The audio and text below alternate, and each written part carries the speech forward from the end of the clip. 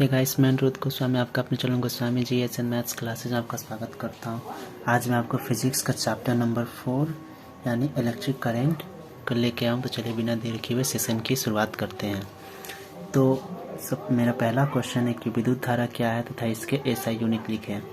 तो आवेश के अधीन इलेक्ट्रॉन के सतत प्रवाह को क्या बोलते हैं? विद्युत धारा कहते हैं। यानी आवेश के अधीन इलेक्ट्रॉन के सतत प्रवाह को विद्युत धारा कहते हैं। इसको ए से डिनोट किया जाता है या आई से डिनोट करते हैं। इसका एसआई यूनिट क्या होता है? तो इसका एसआई यूनिट एम्पियर होता है। I is equal to Q by T. Q क्या है? करेंट है आपका, और टी क्या है? टाइम है।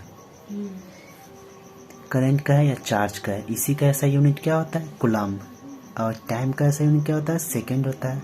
टाइम को सेकेंड से डिनोट करते हैं और करंट का ऐसा यूनिट क्या होता है? कूलम्ब। तो I is equal to Q by T या I is equal to C by S. ठीक है, चलिए नेक्स्ट क्वेश्चन को देखते हैं।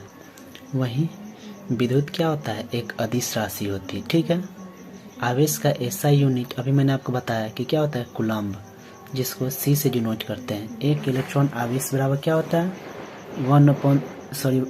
1.6 इंटू 10⁻19 कूलम्ब होता है। विद्युत धारा का छोटा मात्रा क्या होता है? मिली या माइक्रो एम्पियर होता है। सबसे छोटा क्या होता है? मिली, माइक्रो, नैनो आपने पढ़ा होगा।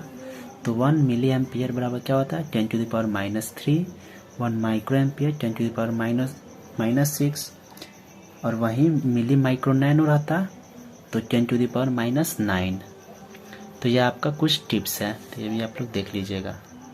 अगर हम विद्युत धारा की बात करें तो ये क्या होता है? दो तरह से होता है। ये दो तरह के होते हैं, दिष्ट धारा यानी डायरेक्ट करंट और प्रत्यावर्ती धारा यानी अल्टरनेट करंट।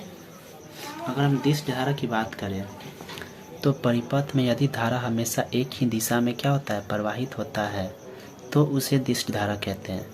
इसे डीसी यानी डायरेक्ट करंट से सूचित करते हैं। जैसे बैटरी से उत्पन्न धारा क्या है? दिष्ट धारा का उदाहरण है।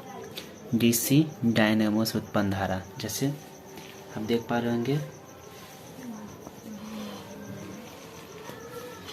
कि क्या है? एक ही दिशा में जा रहा है। और ये क्या है? आपका धारा है, आई करंट। ये क्या समय, यानी एक ही दिशा में क्या है? यह जा रहा है। प्रत्यावर्ती धारा की बात करें हम तो परिपथ में यदि धारा किसी खास समय तक एक दिशा में और उतनी ही समय तक विपरीत दिशा में बारी बारी से क्या होता है? प्रवाहित होता है, तो उसे प्रत्यावर्ती धारा कहते हैं। तो उसे क्या बोलते हैं? प्रत्यावर्ती धारा कहते हैं। इसे एसी से सूचित करते हैं, जैसे कोयला या पेट्रोलियम को जलाकर उत्पन्न की गई बिजली। ठीक है, डायनेमो या जनरेटर इत्यादि, ये सभी क्या है? आपको प्रत्यावर्ती धारा के उदाहरण हैं। तो इसको देखते हैं। ये आपको क्या है?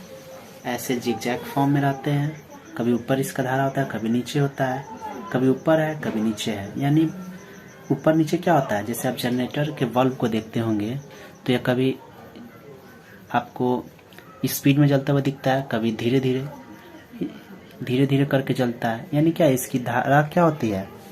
उसकी फ्रीक्वेंसी ऊपर नीचे होती रहती है। लेकिन जब आपके घर में जो भी बिजली का लाइन आता होगा यानी पोल से, तो वहाँ क्या होगा? एक ही समान से बल्ब क्या होते हैं? जलते रहते हैं। जबकि इसमें क्या होता है? जनरेटर वाला, तो जनरेटर का जो भी बल्ब जलता है वो क्या होता है? आपको प्रकाश एक समान आपको नहीं दिखता होगा। अब चलिए इसके डिफरेंस को देख लेते हैं। तो अगर हम बात करें दिष्ट धारा और प्रत्यावर्ती धारा में अंतर की, तो इसके अंतर क्या होते हैं? निम्न होते हैं। जैसे कि दिष्ट धारा की बात करें तो यह धारा हमेशा एक ही दिशा में होता है, जबकि प्रत्यावर्ती धारा में इसमें क्या होता है? इसमें धारा दोनों दिशाओं में बारी बारी से प्रवाहित होता है। इसे डीसी से सूचित करते हैं, इसे एसी से सूचित करते हैं। इसमें विद्युत चुंबक बनाया जा सकता है, जबकि इससे क्या होता है? विद्युत चुंबक नहीं बना सकते हैं। इससे क्या होता है? बैटरी चार्ज किया जा सकता है, जबकि इससे क्या होता है? बैटरी चार्ज नहीं किया जा सकता है। ट्रांसफार्मर की मदद से इस धारा के विभवांतर को क्या कर सकते हैं? हम घटा बढ़ा सकते हैं, जबकि ट्रांसफार्मर की मदद से हम इस धारा को क्या कर सकते हैं? घटाया बढ़ाया नहीं जा सकता है। जैसे कि जो भी बैटरी का बल्ब होता है तो उसमें जब क्या होता है? करंट का सप्लाई होता है तो वह एक ही स्पीड से चलता है, ऊपर नीचे उसमें आपको देखने को नहीं मिलता है। कोई भी आपके घर में इन्वर्टर होगा तो उसका बल्ब देखिएगा तो एक ही फ्रीक्वेंसी से क्या है वो जलते रहता है। जबकि यहाँ पर क्या होता है, ट्रांसफार्मर की मदद से हम क्या कर सकते हैं, निर्दिष्ट धारा से जो भी कार्य होता है उसमें क्या कर सकते हैं, घटाया बढ़ाया जा सकता है, जबकि इसमें नहीं कर सकते हैं। इसमें धारा का परिमाण एवं दिशा क्या होता है, समय के साथ नियत रहता है, जबकि इसमें क्या होता है, धारा का परिमाण एवं दिशा समय के साथ बदलते रहता है। तो hope you guys like this video आपको अच्छा लगे तो प्लीज़ लाइक शेयर और हमारे channel Goswami GS and maths classes को सब्सक्राइब कर दीजिए। मिलते हैं आपसे नेक्स्ट वीडियो में। कल मैं आपको बताऊंगा कि एमीटर को श्रेणी क्रम में क्यों जोड़ा जाता है और वोल्ट मीटर को समानांतर क्रम में क्यों जोड़ा जाता है। कल ये मैं क्वेश्चन आपको कराऊंगा। तो मिलते हैं आपसे नेक्स्ट वीडियो में।